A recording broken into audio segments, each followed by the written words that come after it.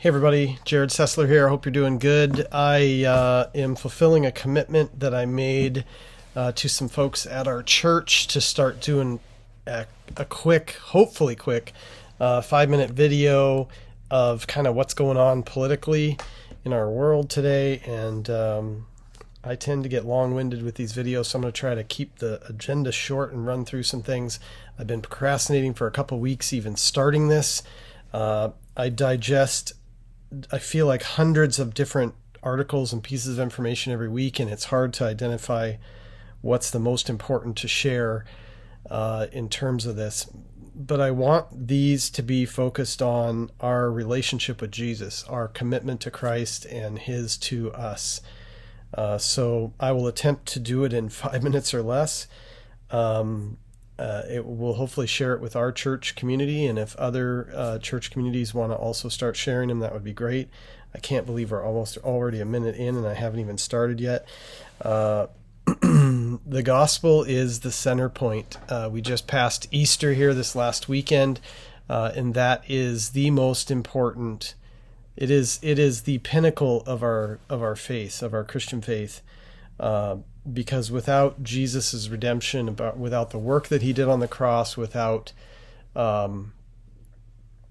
His act of love for us to reconcile us back to God, our lives, our entire religion, I guess if you want to call it that, our relationship is nullified. Christianity is completely meaningless without Jesus on the cross, crucified, and then of course raised again on on Easter, on Sunday morning.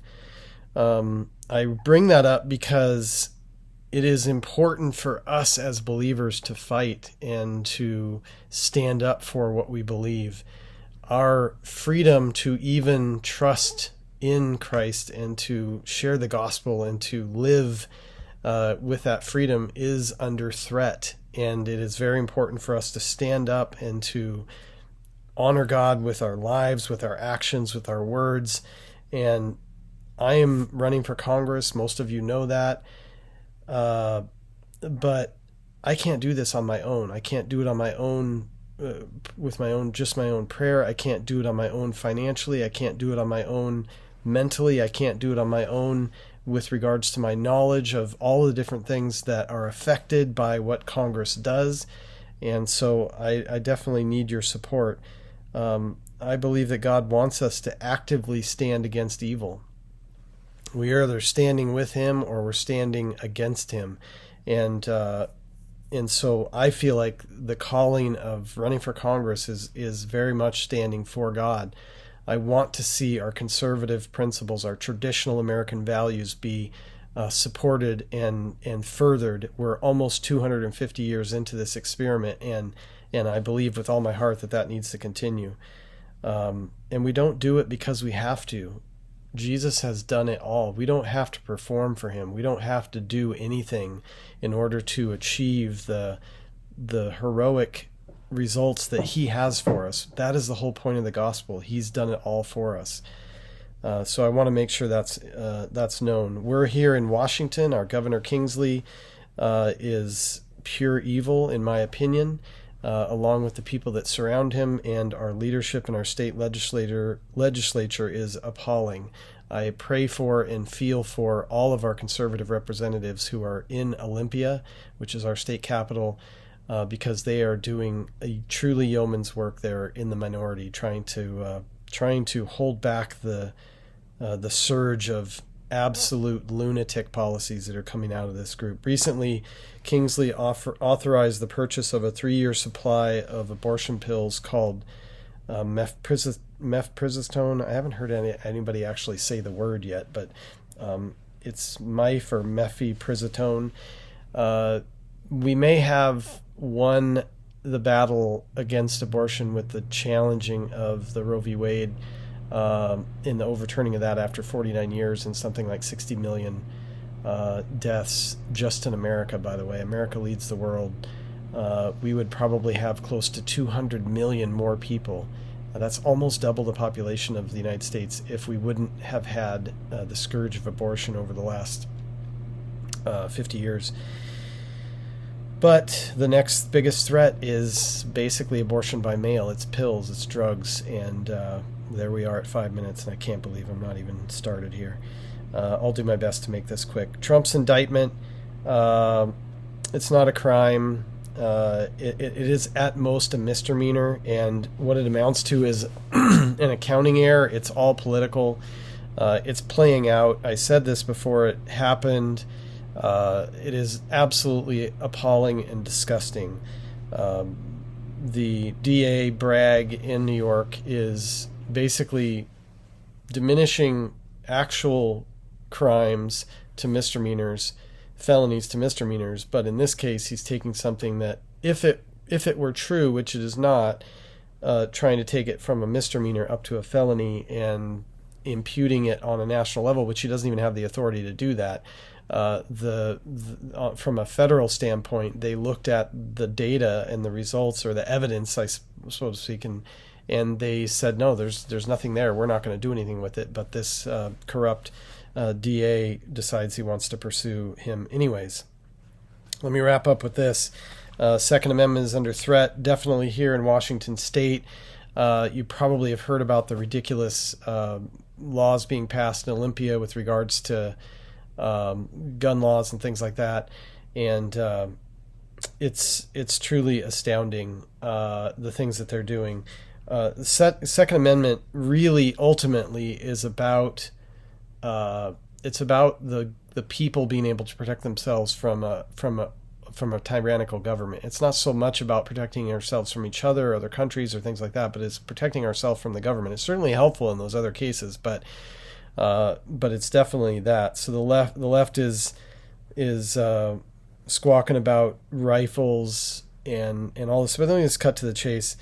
There's basically a couple of ways that they could deal with this, and we see evidence of this around the world in different countries and things. But there's two things they can do. They can pass laws to basically say that you can't have guns.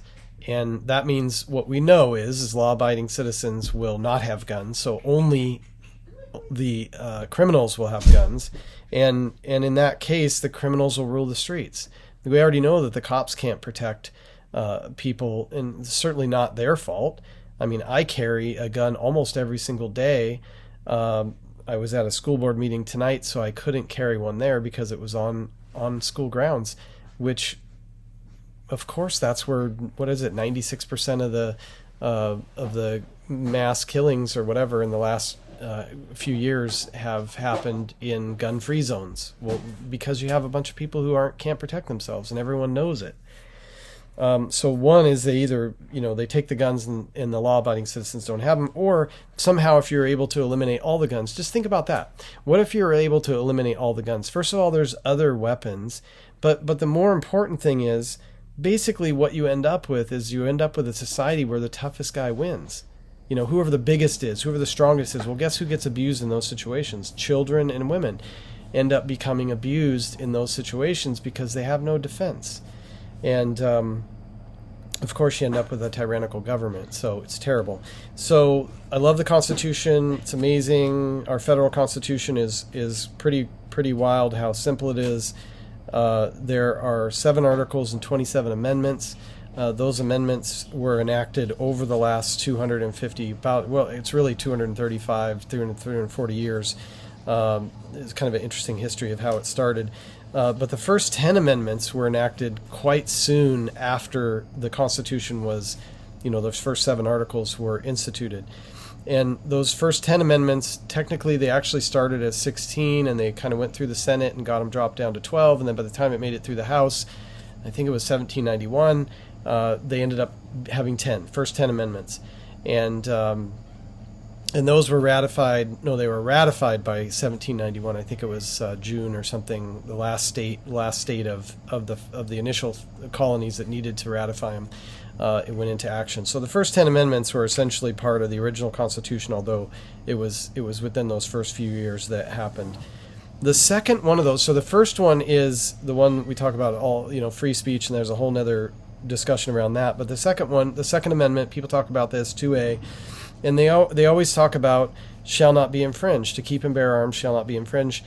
But what they forget is that there actually is a little bit more to that. The entire Second Amendment reads, a well-regulated militia being necessary to the securing of a free state, the right of the people to keep and bear arms shall not be infringed. So it's necessary to the securing of a free state. Does that sound like it has something to do with hunting? It doesn't, and it's very important that we stand up for our Second Amendment. I this last week I protested 2 different drag shows that were targeting kids. Absolutely ridiculous. We're producing some videos on that. I cannot believe some of the lunacy that we're arguing. It's frustrating to even try to argue it. And then tonight I was at a school board meeting for our local school board that is implementing or trying to implement a sex ed curriculum that we disagree with, and a group of our neighbors and community members are standing against that. We were able to gather 110 signatures. It was 109 signatures, I think, in a very short couple of days. We put together a letter. We sent the letter in. I spoke tonight. We had a good discussion in the school board. We're trying to back and support our school board members to make sure that they have the support they need and be proactive to make sure that the curriculum that we implement or that they implement is approved and something that it supports traditional American values, which most people in our small community want. And so we're trying to be proactive with that. I have a whole slew of other projects I'm working on, including developing a sex ed curriculum called Soul Song that will be out in June. Anyway, God bless you. Way longer than I intended. It always happens. In the comments or feedback, if you appreciate these videos, I'll continue producing them with a focus on our faith-based community to get them involved. Please consider supporting my campaign. A few dollars a month from all of you means a tremendous amount to me. It allows me to get to Congress and be able to take my ideas and the things that God puts through me to be able to go to work for the rest of the country. So God bless you and thank you. Conservative principles and the values that founded this nation are under attack like never before. We can no longer close our eyes and refuse to engage. Jerrod Sessler will fight to protect our state and country and return the power of government to the people, to whom it belongs. Join the movement by supporting Jerrod with your dollars and your time. Visit JerrodForCongress.com and say yes to America.